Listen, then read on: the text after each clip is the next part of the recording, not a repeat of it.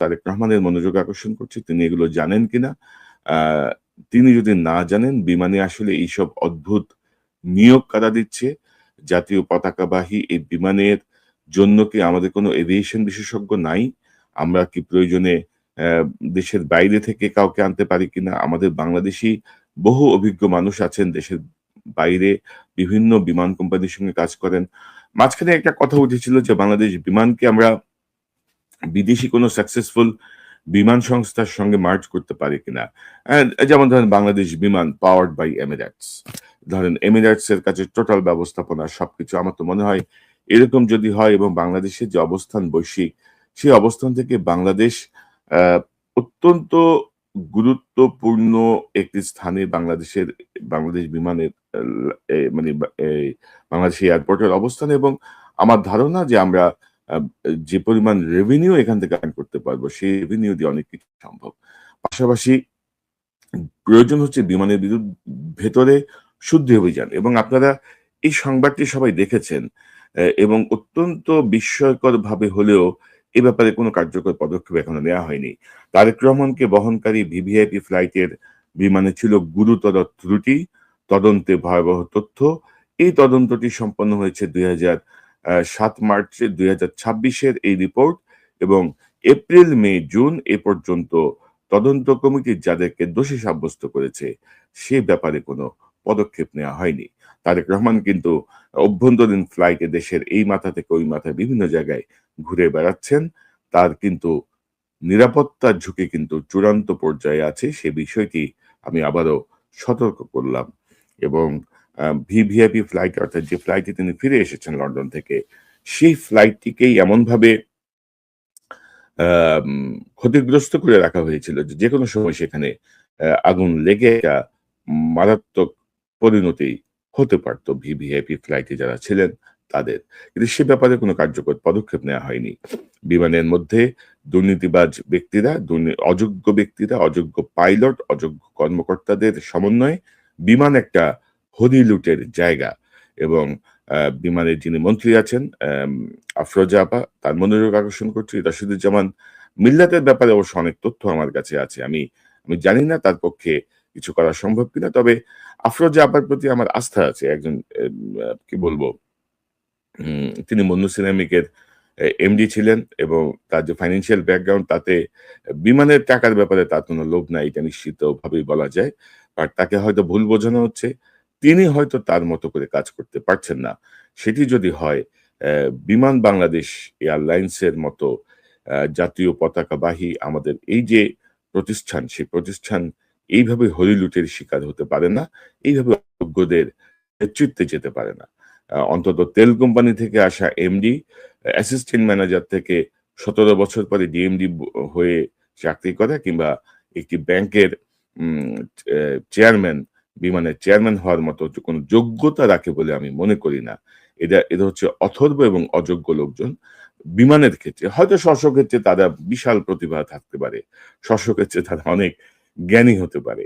এবং বর্তমান সরকারের সময়ে আমরা দেখছি যে ধরেন এই জাতীয় বেশ কিছু গ্রস মিস্টেক হয়েছে। ধরেন স্বাস্থ্য মন্ত্রণালয় যিনি চালাচ্ছেন তার স্বাস্থ্যের সে বোঝে না, সে পাগলের মতো উল্টা পাল্টা যাচ্ছে তাই ভাষায় কথা বলছে, যাচ্ছে তাই ভাষায় প্রধানমন্ত্রীকে বিক্রি করছে। সে আরেক হলিলুটের রাজত্ব কায়েম করেছে। এ ব্যাপারে আপনারা বিস্তারিত জানবেন। একসময় সংস্কারপন্থী এই বকুল, সে এখন এই হাসপাতাল বন্ধ করে দিচ্ছে। মানে তলোয়ার যখন বানরের হাতে পড়ে সে তখন চারিদিকে ঘুরায়। আর যিনি যিনি ডাক্তারদের সংগঠন ড্যাবের নেতা ছিলেন, তিনি সমাজ কল্যাণ নিয়ে বসে আছেন। তিনি এখানে বসে বসে মুড়ি আর ওই যে চানাচুর মাখায় বসে বসে খাচ্ছেন। আর মানে অর্থাৎ যোগ্যতম লোক যদি, বিশেষ করে ধরেন অর্থ মন্ত্রণালয়, স্বাস্থ্য মন্ত্রণালয়, এই এভিয়েশন, এই জায়গাগুলো, প্রতিরক্ষা, এইসব জায়গায় আপনাকে যথাযথ যোগ্যতা সম্পন্ন লোককে যদি আপনি না বসান তাহলে কিন্তু কোনো কাজ হবে না। একজন মন্ত্রী অনেক দায়িত্ব পালন করতে পারে, কিন্তু টেকনিক্যাল জায়গাগুলো তার টেকনিক্যাল নলেজ বা তার মিনিমাম কিছু বোধগম্যতা থাকতে হবে। আবেগ দিয়ে অন্তত দেশ শাসন করা যায় না। অভিজ্ঞতা এবং যোগ্যতা অনেক গুরুত্বপূর্ণ বিষয়। তো বিমানের এই বিষয়টি নিয়ে আমি মনে করি যে প্রধানমন্ত্রী জনাব তারেক রহমান তিনি কার্যকরভাবে হস্তক্ষেপ করবেন। না হলে কিন্তু বিমান যেকোনো সময় ভয়াবহ বিপর্যয়ের মুখে হবে। আর যে চোর মিজানুর রহমানের কথা বলছিলাম যে বরখাস্ত হয়েছে, সে কিন্তু এই নতুন সরকার ক্ষমতায় আসার পরে যখন তার হাতে দায়িত্ব, সে যখন সর্বেসর্বা, সে তখন বিমান থেকে বহু লোককে বদলি করে দিয়েছে, বরখাস্ত করেছে, বসিয়ে রেখেছে। নানা রকমভাবে সে তার ছড়ি ঘুরিয়েছে। যারা তাকে পছন্দ করে না, সে প্রত্যেকের বিষয়ে সে তাৎক্ষণিকভাবে পদক্ষেপ নিয়ে বিমানকে আরো বিপদগ্রস্ত করে তুলেছে। সো আমার মনে হয় যে কার্যকর পদক্ষেপ নেয়ার সময় যদি কার্যকর পদক্ষেপ নেন তাহলে হয়তো টিকে যাবে। না হলে বিমানের হঠাৎ করে যে বিপর্যয় নেমে আসবে, ইতিমধ্যেই যে ফান্ড সংকট দেখা দিয়েছে, তারপরে দর্শক আমি একটা এইমাত্র একটা আ লিঙ্ক আমাদের একজন দর্শক শেয়ার করেছেন। সেই লিঙ্ক থেকে আমি যদি আপনার একটা পত্রিকার লিঙ্ক আমি যদি আপনাদেরকে একটু দেখাই তাহলে বুঝবেন। উম এই যে গোপালগঞ্জ থেকে বগুড়া পরিচয় বদলের অভিযোগে বিমান চিকিৎসকের বিরুদ্ধে বিস্ফোরক তথ্য। অর্থাৎ আ অ্যা ৫ই আগস্টের পূর্বে তার বাড়ি ছিল গোপালগঞ্জ, পরে বগুড়া। বিমানের চিকিৎসক তিনি। তার নাম হচ্ছে ডাক্তার আব্দুর রহমান। তাকে ঘিরে তদন্ত, পুনঃতদন্ত, শাস্তি অর্থাৎ ধরেন আর কিছু বলার নাই। আপনি নিশ্চয়ই বুঝতে পারছেন যে কি হচ্ছে। তার বাড়ি ছিল গোপালগঞ্জ, তিনি এখন বগুড়ার হয়ে গেছেন। জন্ম সনদে তিনি জালিয়াতি করে পরিবর্তন এনে তিনি এখন আগের সরকারের সময় সুবিধা নিয়েছেন এবং তিনি ভাবছেন যে এখন বাড়ি যদি বগুড়া হয় তাহলে তিনি এখানেও সুবিধা পাবেন। তো প্রধানমন্ত্রীর দৃষ্টি আকর্ষণ করছি, মাত্র সরকারের ৪ মাস হয়ে যাচ্ছে। আর ২-৩ দিন পরেই ৪ মাস হয়ে যাবে। সো উম আমার মনে হয় যে এভাবে চলতে পারে না আরকি। এভাবে চলা উচিত না। অ্যা প্রধানমন্ত্রীর হস্তক্ষেপ প্রয়োজন। প্রধানমন্ত্রীর কাছে যারা আছেন, যারা মনে করেন যে তার ভালো চান, তা দয়া করে এই বিষয়গুলো তাকে অবহিত করুন যেন বিমান বাংলাদেশ এয়ারলাইন্স এইসব দুর্বৃত্ত অযোগ্য সব নিয়োগ চলছে বিমানে। আমাদের জাতীয় আজকের অনুষ্ঠানে দর্শক শিরোনাম দেখে বুঝতে পারছেন অদ্ভুত সব নিয়োগ চলছে বিমানে। আমা আমাদের আ জাতীয় পতাকাবাহী যে বিমান, সেই বিমানের আ আ এমডি, ডিএমডি, চেয়ারম্যান এই বিষয়গুলো নিয়ে আপনারা থাম্বনেল দেখে বুঝতে পারছেন যে আমাদের আলোচনার বিষয়টা কি হবে। তো আমি ১ম এ একটু যেতে চাই যে এই বিষয়টা নিয়ে আমি বেশ আগে থেকেই কাজ করছি বিমানের আ উম একটা রিপোর্টিং আমি যদি আপনাদেরকে দেখাই আমার ফেসবুকে আমি আ ২০০০ ২০২৫ সালের ১৮ই মে একটা পোস্ট করেছিলাম যে, "বাংলাদেশ বিমান আবারও চলছে যেমন খুশি তেমন। দুদকের মামলায় অভিযুক্ত বহাল তবিয়তে বসে আছেন জিএম অর্থ ও হিসাব পদে।" এবং অ্যা এই ভদ্রলোক নাম হচ্ছে মিজানুর রশীদ। তিনি ছিলেন জিএম অর্থ ও হিসাব। দুদকের মানে তালিকাভুক্ত আসামি এবং হুম এটি অবশ্য করা হয়েছিল সেই সময় বিমানের ক্রু নিয়োগ নিয়ে যাচ্ছে তাই অবস্থা যাচ্ছিল। সেই প্রেক্ষিতে করা হয়েছিল এবং এই মিজানকে নিয়ে পোস্ট করার পরে আমি নানা দিক থেকে টেলিফোন এবং নানা ধরনের আ রিকোয়েস্ট এর মুখোমুখি হলাম এবং আ সরকার পরিবর্তনের পরে এটি করলাম তো ফেব্রুয়ারি ২০২৫ এ। তার বিরুদ্ধে কিন্তু কোনো ব্যবস্থা নেয়া হলো না। তিনি কিন্তু বহাল তবিয়তে রয়ে গেলেন এবং দেখা গেল যে তার অগাধ ক্ষমতা এবং আ বিএনপি সরকার ক্ষমতায় আসার পর তিনি দাবি করে বসলেন যে মন্ত্রী তার বন্ধু লাগে।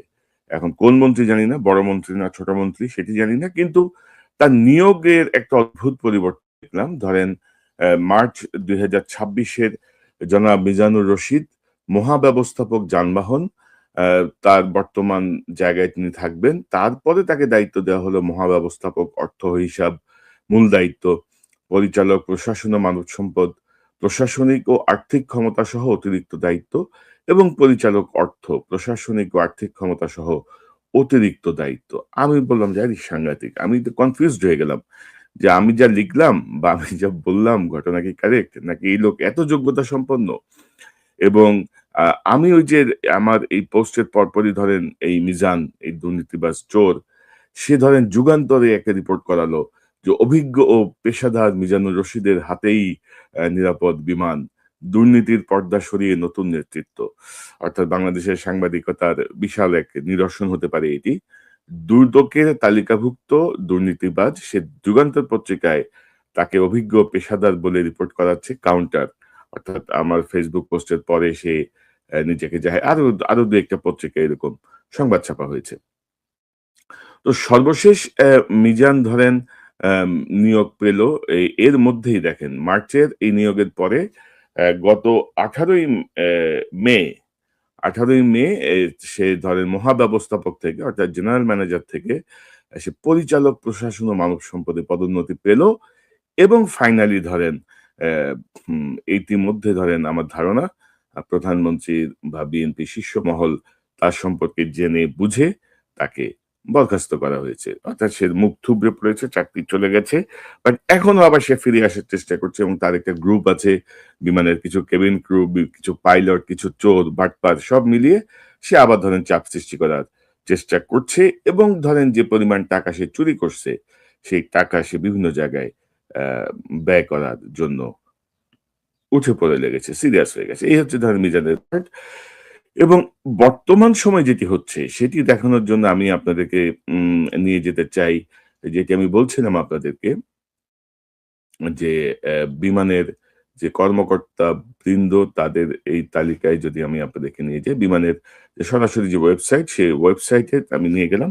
ধরেন বিমানের আমি যে ১ম এই একটু যাই হচ্ছে ব্যবস্থাপনা পরিচালক সিইও এর দপ্তর।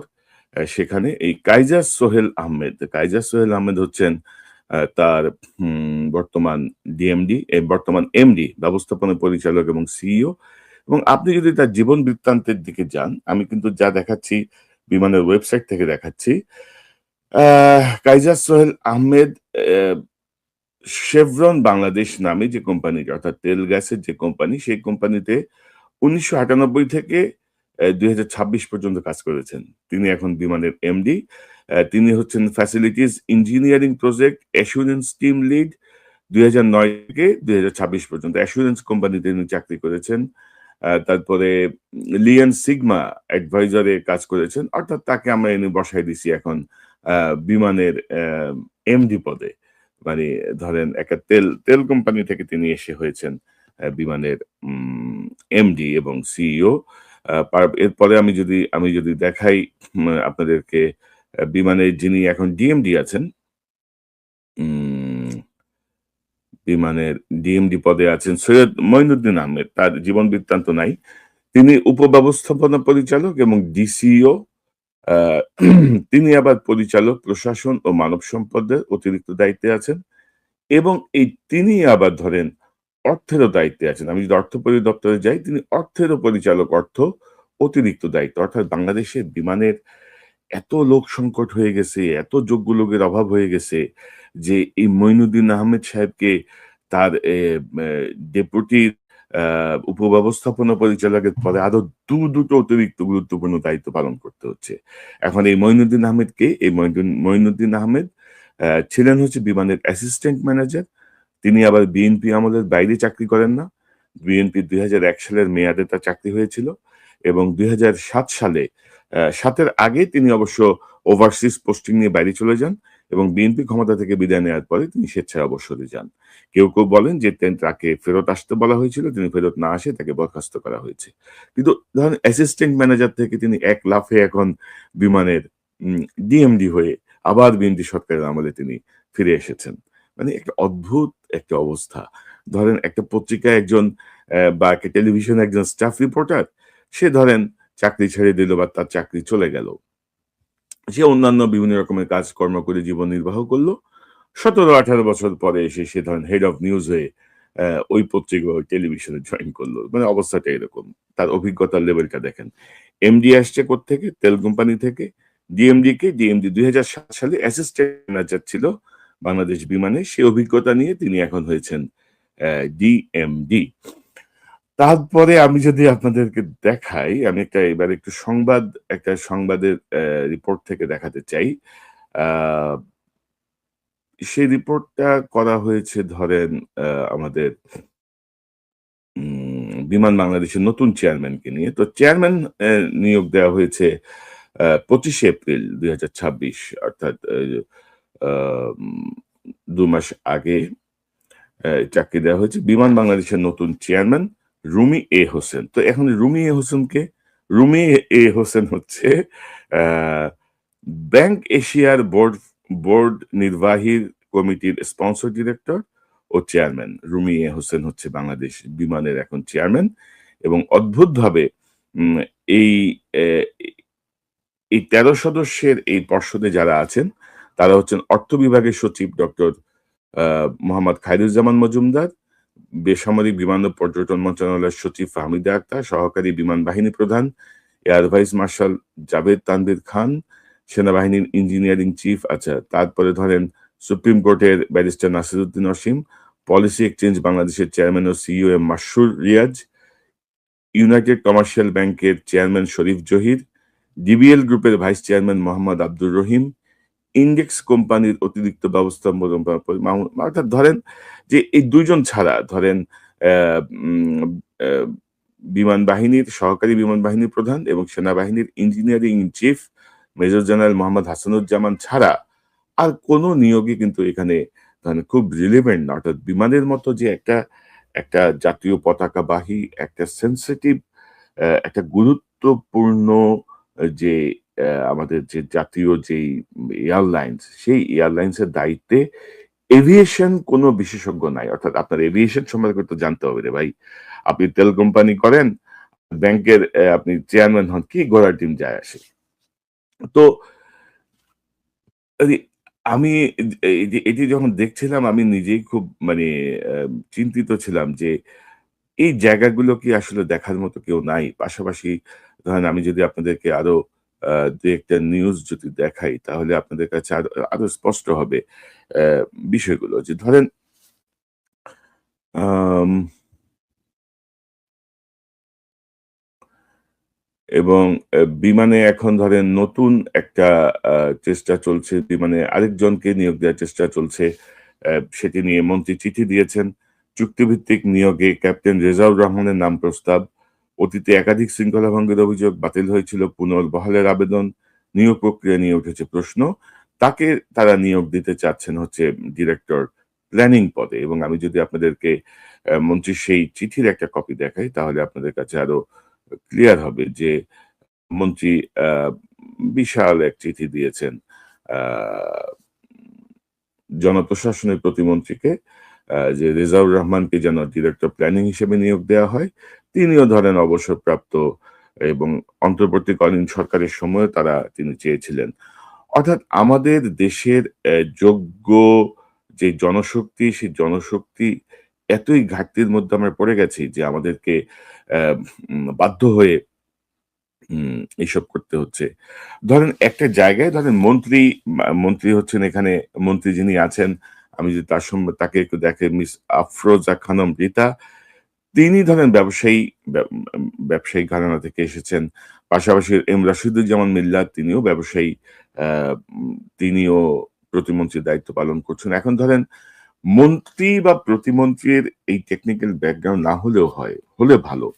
কিন্তু ধরেন তাদের অধীনে যারা আছেন, যারা বিমানকে মূলত পরিচালনা করবেন, তাদের কিন্তু মিনিমাম কোনো যোগ্যতা, অভিজ্ঞতা এভিয়েশন সম্পর্কে নাই এবং বিমান কিন্তু ক্রমশ লস দিচ্ছে এবং আমি যদি এই এমডি, ডিএমডি দের এবং চেয়ারম্যানের যদি বেতনের আ অবস্থাটা যদি শোনেন, তাহলে আমার মনে হয় যেন আপনারা আরেকটু আ বিস্মিত হবেন যে আ কোত্থেকে কোথায় তারা বেতন পাচ্ছেন। আমি আপনাদেরকে একটু যদি দেখাই।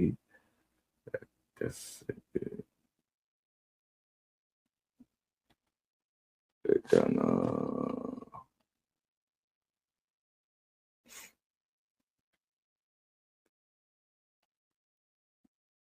দর্শক একটা সেকেন্ড আমি আসলে এত রকমের আ উপাদান এখানে জমা হয়, আমি একটু আপনাদেরকে দেখাতে চাই। হুম,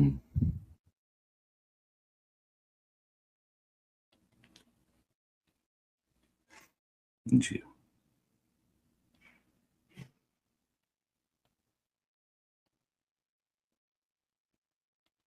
দেশ রূপান্তরের একটা রিপোর্ট, তারা গতকাল ১৪ই জুনের একটা রিপোর্ট, তহবিলে ধস, বেতনে উৎসব এই শিরোনামে তারা একটি রিপোর্ট প্রকাশ করেছে এবং আ উম হঠাৎ কর্মচারীর বেতন বৃদ্ধি, এমডির বেতন ভাতা ৳১৪,০০,০০০, বছরে ব্যয় বাড়বে ৳১০০ কোটি, ৩৬ কোটি টাকার ফান্ড নেমে এসেছে ৬২ কোট নেমে এসেছে ১২০০ কোটিতে এবং ধরেন আমি যদি উম এখানে আ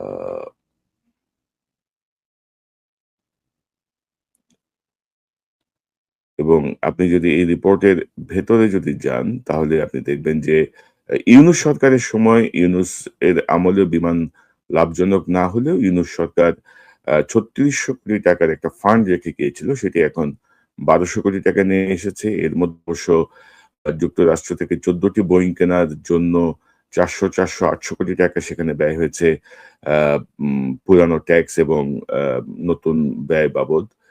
মা বোধহয় আ ফার্স্ট পেমেন্ট বা এরকম কিছু। কিন্তু বিস্ময়কর হচ্ছে যে নবম বেতন স্কেলে চলে যাচ্ছে বিমান এবং ধরেন আ সেখানে বলা হচ্ছে যে বর্তমান এমডি সব মিলিয়ে ৳১৪,০০,০০০ বেতন পাচ্ছেন।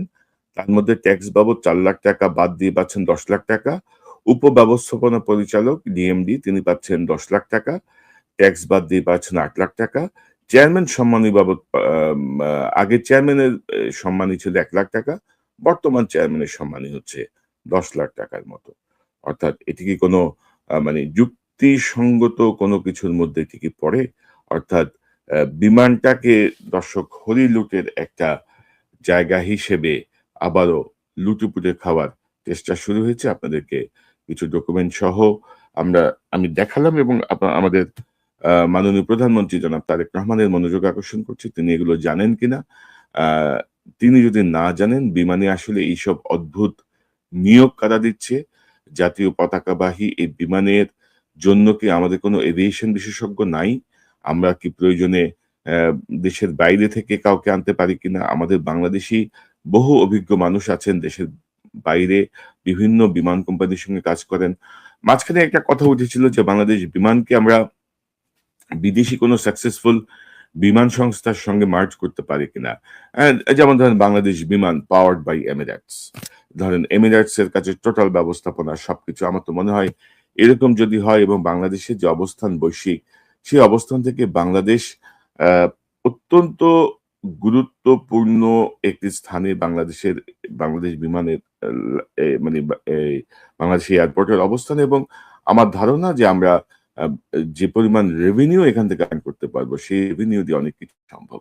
পাশাপাশি প্রয়োজন হচ্ছে বিমানের ভেতরে শুদ্ধি অভিযান এবং আপনারা এই সংবাদটি সবাই দেখেছেন এবং অত্যন্ত বিস্ময়করভাবে হলেও এ ব্যাপারে কোনো কার্যকর পদক্ষেপ এখনো নেওয়া হয়নি। তারেক রহমানকে বহনকারী ভিভিআইপি ফ্লাইটের বিমানে ছিল গুরুতর ত্রুটি, তদন্তে ভয়াবহ তথ্য। এই তদন্তটি সম্পন্ন হয়েছে ৭ মার্চে ২০২৬ এর এই রিপোর্ট এবং এপ্রিল, মে, জুন এ পর্যন্ত তদন্ত কমিটি যাদেরকে দোষী সাব্যস্ত করেছে, সে ব্যাপারে কোনো পদক্ষেপ নেওয়া হয়নি। তারেক রহমান কিন্তু অভ্যন্তরীণ ফ্লাইটে দেশের এই মাথা থেকে ওই মাথায় বিভিন্ন জায়গায় ঘুরে বেড়াচ্ছেন। তার কিন্তু নিরাপত্তার ঝুঁকি কিন্তু চূড়ান্ত পর্যায়ে আছে। সে বিষয়টি আমি আবারও সতর্ক করলাম এবং ভিভিআইপি ফ্লাইট অর্থাৎ যে ফ্লাইটে তিনি ফিরে এসেছেন লন্ডন থেকে, সেই ফ্লাইটটিকেই এমনভাবে আম ক্ষতিগ্রস্ত করে রাখা হয়েছিল যে, যেকোনো সময় সেখানে আগুন লেগে মারাত্মক পরিণতি হতে পারত ভিভিআইপি ফ্লাইটে যারা ছিলেন তাদের। কিন্তু সে ব্যাপারে কোনো কার্যকর পদক্ষেপ নেওয়া হয়নি। বিমানের মধ্যে দুর্নীতিবাজ ব্যক্তিরা, অযোগ্য ব্যক্তিরা, অযোগ্য পাইলট, অযোগ্য কর্মকর্তাদের সমন্বয়ে বিমান একটা হদি-লুটের জায়গা এবং বিমানের যিনি মন্ত্রী আছেন আফরোজা আপা তার মনোযোগ আকর্ষণ করছি। রাশিদুজ্জামান মিল্লাতের ব্যাপারে অবশ্য অনেক তথ্য আমার কাছে আছে। আমি আমি জানি না তার পক্ষে কিছু করা সম্ভব কিনা। তবে আফরোজা আপার প্রতি আমার আস্থা আছে। একজন কি বলবো? তিনি মুন্নু সিরামিকের এমডি ছিলেন এবং তার যে ফাইন্যান্সিয়াল ব্যাকগ্রাউন্ড তাতে বিমানের টাকার ব্যাপারে তার কোনো লোভ নাই এটা নিশ্চিতভাবেই বলা যায়। আর তাকে হয়তো ভুল বোঝানো হচ্ছে। তিনি হয়তো তার মতো করে কাজ করতে পারছেন না। সেটি যদি হয় বিমান বাংলাদেশ এয়ারলাইন্স এর মতো জাতীয় পতাকাবাহী আমাদের এই যে প্রতিষ্ঠান, সেই প্রতিষ্ঠান এইভাবে হরিলুটের শিকার হতে পারে না। এইভাবে অযোগ্যদের নেতৃত্বে যেতে পারে না। অন্তত তেল কোম্পানি থেকে আসা এমডি, অ্যাসিস্ট্যান্ট ম্যানেজার থেকে ১৭ বছর পরে ডিএমডি হয়ে চাকরি করা কিংবা একটি ব্যাংকের উম চেয়ারম্যান, বিমানের চেয়ারম্যান হওয়ার মতো কোনো যোগ্যতা রাখে বলে আমি মনে করি না। এরা হচ্ছে অথর্ব এবং অযোগ্য লোকজন। বিমানের ক্ষেত্রে হয়তো স্ব ক্ষেত্রে তারা বিশাল প্রতিভা থাকতে পারে। ক্ষেত্রে তারা অনেক জ্ঞানী হতে পারে এবং বর্তমান সরকারের সময়ে আমরা দেখছি যে ধরেন এই জাতীয় বেশ কিছু গ্রস মিস্টেক হয়েছে। ধরেন স্বাস্থ্য মন্ত্রণালয় যিনি চালাচ্ছেন তার স্বাস্থ্যের সে বোঝে না। সে পাগলের মতো উল্টা-পাল্টা যাচ্ছে তাই ভাষায় কথা বলছে, যাচ্ছে তাই ভাষায় প্রধানমন্ত্রীকে বিক্রি করছে। সে আরেক হরিলুটের রাজত্ব কায়েম করেছে। এ ব্যাপারে আপনারা বিস্তারিত জানবেন। একসময় সংস্কারপন্থী এই বকুল, সে এখন এই হাসপাতাল বন্ধ করে দিচ্ছে। মানে তলোয়ার যখন বানরের হাতে পড়ে সে তখন চারিদিকে ঘুরায়। আর যিনি ডাক্তার, যিনি ডাক্তারদের সংগঠন ড্যাবের নেতা ছিলেন তিনি সমাজ কল্যাণ নিয়ে বসে আছেন। তিনি এখানে বসে অ্যা মুড়ি আর ওই যে চানাচুর মাখায় বসে খাচ্ছেন। আর মানে অর্থাৎ ধরেন যোগ্যতম লোক যদি বিশেষ করে ধরেন অর্থ মন্ত্রণালয়, স্বাস্থ্য মন্ত্রণালয়, এই এভিয়েশন এই জায়গাগুলো, প্রতিরক্ষা এইসব জায়গায় আপনাকে যথাযথ যোগ্যতা সম্পন্ন লোককে যদি আপনি না বসান তাহলে কিন্তু কোনো কাজ হবে না। একজন মন্ত্রী অনেক দায়িত্ব পালন করতে পারে কিন্তু টেকনিক্যাল জায়গাগুলো তার টেকনিক্যাল নলেজ বা তার মিনিমাম কিছু বোধগম্যতা থাকতে হবে। আবেগ দিয়ে অন্তত দেশ শাসন করা যায় না। অভিজ্ঞতা এবং যোগ্যতা অনেক গুরুত্বপূর্ণ বিষয়। তো বিমানের এই বিষয়টি নিয়ে আমি মনে করি যে প্রধানমন্ত্রী জনাব তারেক রহমান তিনি কার্যকরভাবে হস্তক্ষেপ করবেন। না হলে কিন্তু বিমান যেকোনো সময় ভয়াবহ বিপর্যয়ের মুখে হবে। আর যে চোর মিজানুর রহমানের কথা বলছিলাম যে বরখাস্ত হয়েছে, সে কিন্তু এই নতুন সরকার ক্ষমতায় আসার পরে যখন তার হাতে দায়িত্ব সে যখন সর্বেসর্বা, সে তখন বিমান থেকে বহু লোককে বদলি করে দিয়েছে, বরখাস্ত করেছে, বসিয়ে রেখেছে। নানা রকমভাবে সে তার ছড়ি ঘুরিয়েছে। যারা তাকে পছন্দ করে না, সে প্রত্যেকের বিষয়ে সে তাৎক্ষণিকভাবে পদক্ষেপ নিয়ে বিমানকে আরো বিপদগ্রস্ত করে তুলেছে। সো আমার মনে হয় যে কার্যকর পদক্ষেপ নেয়ার সময় যদি কার্যকর পদক্ষেপ নেন তাহলে হয়তো টিকে যাবে। না হলে বিমানের হঠাৎ করে যে বিপর্যয় নেমে আসবে, ইতিমধ্যেই যে ফান্ড সংকট দেখা দিয়েছে, তারপরে দর্শক আমি একটা এইমাত্র একটা আ লিঙ্ক আমাদের একজন দর্শক শেয়ার করেছেন। সেই লিঙ্ক থেকে আমি যদি আপনার একটা পত্রিকার লিঙ্ক আমি যদি আপনাদেরকে একটু দেখাই তাহলে বুঝবেন। উম এই যে গোপালগঞ্জ থেকে বগুড়া পরিচয় বদলের অভিযোগে বিমান চিকিৎসকের বিরুদ্ধে বিস্ফোরক তথ্য। অর্থাৎ আ অ্যা ৫ই আগস্টের পূর্বে তার বাড়ি ছিল গোপালগঞ্জ, পরে বগুড়া। বিমানের চিকিৎসক তিনি। তার নাম হচ্ছে ডাক্তার আব্দুর রহমান। তাকে ঘিরে তদন্ত, পুনঃতদন্ত, শাস্তি অর্থাৎ ধরেন আর কিছু বলার নাই। আপনি নিশ্চয়ই বুঝতে পারছেন যে কি হচ্ছে। তার বাড়ি ছিল গোপালগঞ্জ, তিনি এখন বগুড়ার হয়ে গেছেন। জন্মসনদে তিনি জালিয়াতি করে পরিবর্তন এনে তিনি এখন আগের সরকারের সময় সুবিধা নিয়েছেন এবং তিনি ভাবছেন যে এখন বাড়ি যদি বগুড়া হয় তাহলে তিনি এখানেও সুবিধা পাবেন। তো প্রধানমন্ত্রীর দৃষ্টি আকর্ষণ করছি। মাত্র সরকারের ৪ মাস হয়ে যাচ্ছে। আর ২-৩ দিন পরেই ৪ মাস হয়ে যাবে। সো উম আমার মনে হয় যে এভাবে চলতে পারে না আরকি। এভাবে চলা উচিত না। অ্যা প্রধানমন্ত্রীর হস্তক্ষেপ প্রয়োজন। প্রধানমন্ত্রীর কাছে যারা আছেন, যারা মনে করেন যে তার ভালো চান, দয়া করে এই বিষয়গুলো তাকে অবহিত করুন যেন বিমান বাংলাদেশ এয়ারলাইন্স এইসব দুর্বৃত্ত অযোগ্য চক্রের হাত থেকে রেহাই পায়। বাংলাদেশ বিমান যেন একটি গুরুত্বপূর্ণ